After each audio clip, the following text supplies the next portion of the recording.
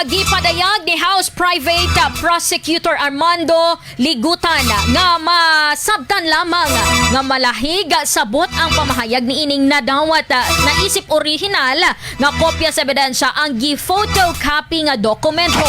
Sumala sa abogado nga dugay na matud pa kining ginadawat apan lahi na matud pa nga hisgutanan kung sa gawas na sa korte.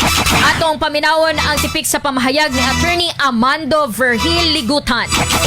Giistoryahan nato is ang photocopy sa ebidensya nga masulod sa korte as ebidensya allowed 2019. Naana na sa rules sa Supreme Court na po sa decision Supreme Court. Again, dili ni base sa berto sa kakaso ha. So ako lang din siya kanang legal nga pangutana sa lawyer. Obligado po kumonsulti nga nothing to do with the case pero mao na ito ba. Nasayrang gibatikos online ang maong pamaagi diin gibanatan kinig madawat na sabmatod pa isip orihinal ang gi-photocopy nga mga paper bill. RMN. Ang paglilitis sa pangalawang pangulo.